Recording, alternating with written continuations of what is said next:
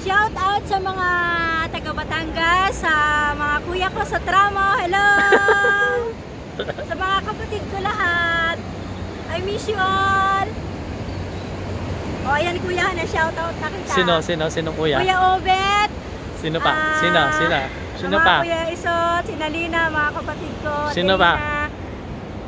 Kuya Roger. Sino pa? Rico. Sino pa? Wala si Rico. Tinatebs, lahat sila dyan.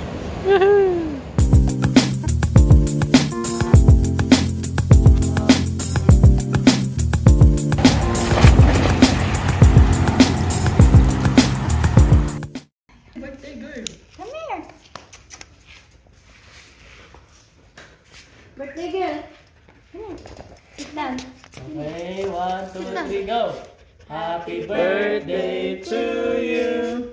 Happy birthday to you! Happy birthday! Happy birthday! Happy birthday to you! Sit down. Happy birthday, Colleen! Oh, blow na yung candle! Lilin.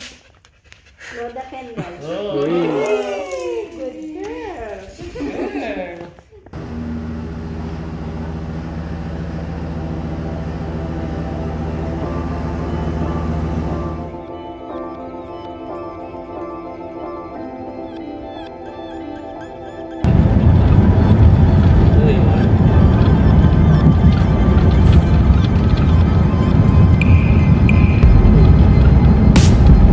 Hello, Houston!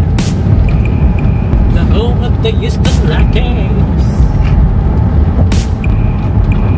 Guys, ayan na po yung skyline.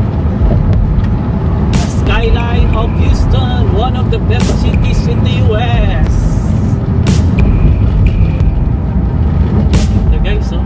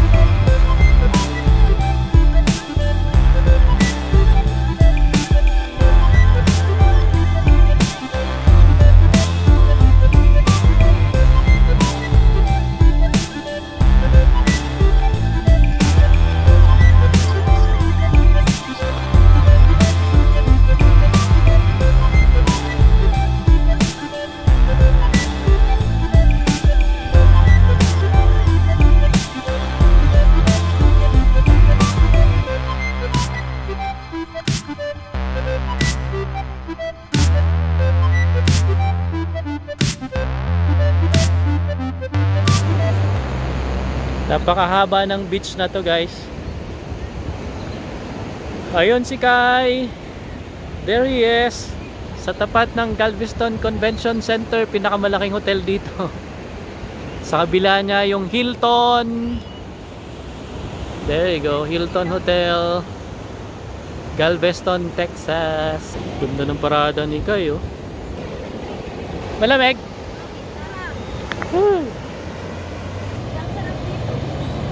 Sige nga, ikaw naman mag-vlog dali. Ha? Sige, sabi mo. Hello, ang sarap dito sa dagat. Sige nga, langoy ka daw, me. Ha? Langoy ka daw, langoy. Ano? Langoy ka.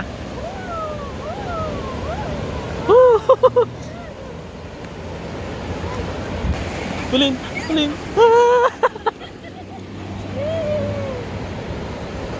Lala. Putoy. Jesus.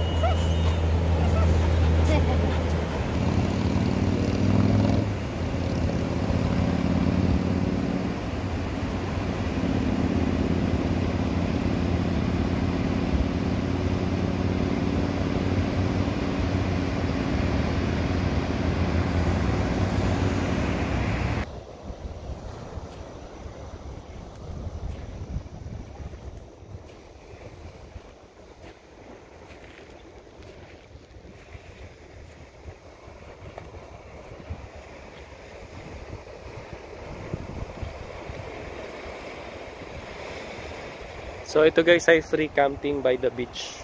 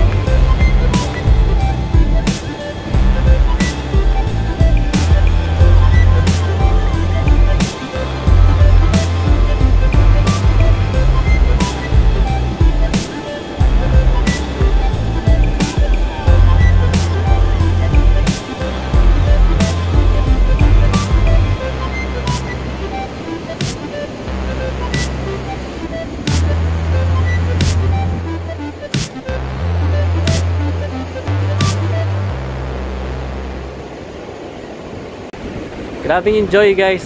Sobrang ganda ng beach dito. Yung nakikita nyo dyan, Gulf of Mexico. Kaya dito madalas dumadaan yung mga hurricane during hurricane season.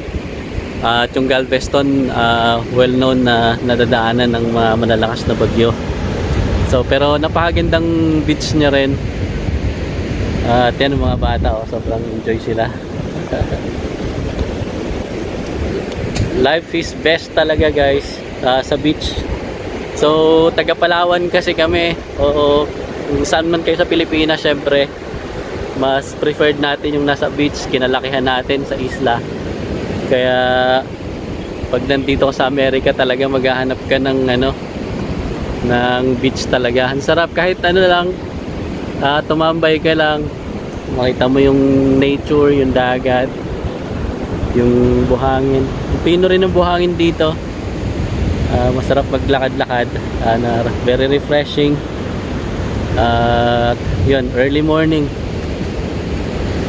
So yun, dyan kami nakapark. Sarap guys.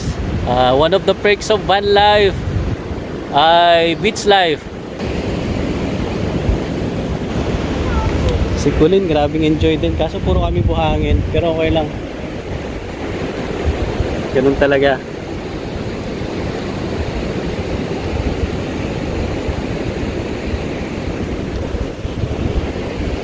Silaw guys.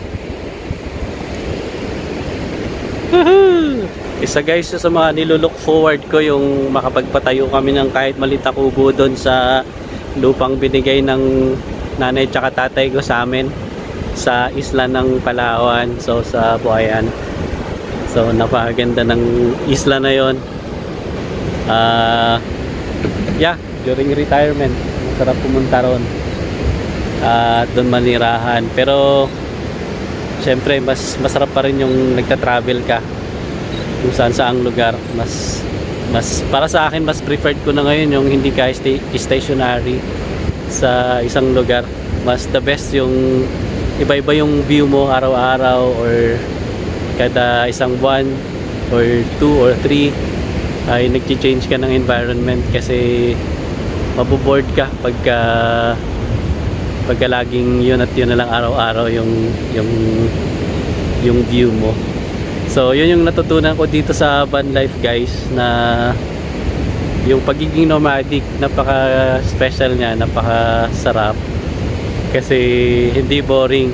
So kung gusto mong tabi ng beach, pwede ka pumunta sa beach, tabi sa isla, kung gusto mo sa isla or sa bundok, sa mga mapupunong lugar, sa tabing ilog. So pwede mong gawin yun. Or van life in the city, it's fun din.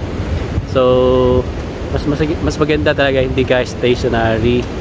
So kung makakahanap lang sana ako ng remote na work na pwedeng kahit saan basta may internet connection, so yun yung ultimate goal namin para makapag-travel.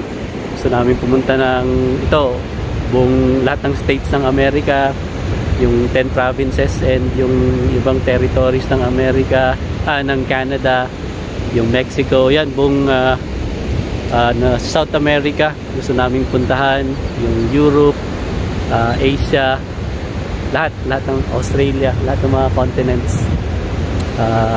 Yun yung plan in the future and I know mangyayari yan. So napakasarap guys ng gantong lifestyle. Challenging, may kahirapan kasi katulad dito kagabi nilamok kami. Pero meron naman kaming off lotion, yung spray pala para sa bugs, kaya hindi naman kami pinapak ng lamok, pero nakapasok kasi walang net yung van. Hindi ko pa nalagyan ng kulambok dyan, kaya nakapasok nakasang kasi namin yung bintana. Mainit, medyo humid kasi dito tabi ng beach. Makita nyo medyo sa balat, mararamdaman mo yung humidity tsaka mainit talaga, pero okay lang, ganun talaga. So kailangan mo mag-adapt, mag-adjust sa every situation and yun, okay naman, sobrang enjoy namin.